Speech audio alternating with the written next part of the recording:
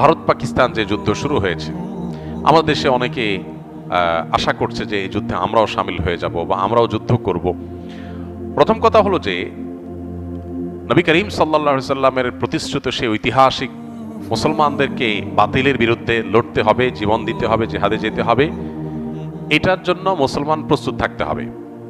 মুসলমান কখনো ভীতু হয়ে জীবন বাঁচানোর জন্য আপনার চেষ্টা করবে এবং শাহাদাতকে এড়ানোর চেষ্টা করবে, এটা মুসলমানের কাজ হতে পারে না। মুসলমান সবসময় শাহাদাতের তামান্না তার অন্তরে লালন করতে হবে।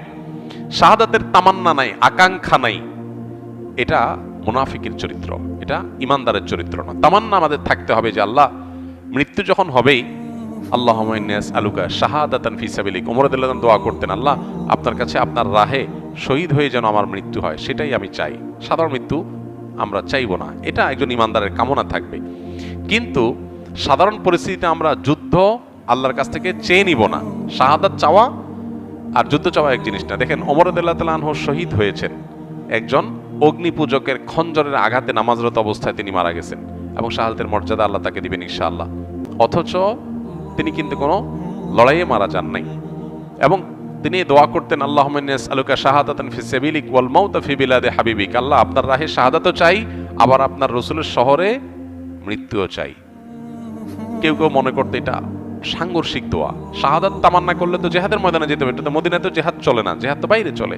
আবার চাচ্ছেন মদিনায় মরতে, দুইটা কিভাবে হয়? আল্লাহ তাআলা দুইটাই দিয়েছেন, শাহাদাতের মর্যাদাও দিয়েছেন, আবার মদিনাতে মৃত্যুও দিয়েছেন।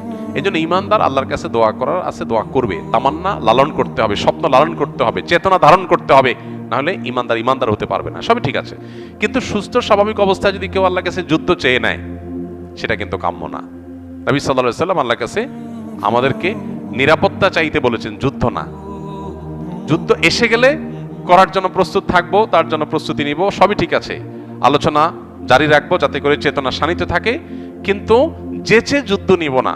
আমরা আল্লাহর কাছে আমন, আফিয়া এবং সালামা এটা প্রত্যাশা করব, এবং সেই সাথে প্রতিটা এ জাতীয় বড় ঘটনা আমাদেরকে অনেক কিছু শেখায়, সেখান থেকে আমরা শিক্ষা গ্রহণ করব।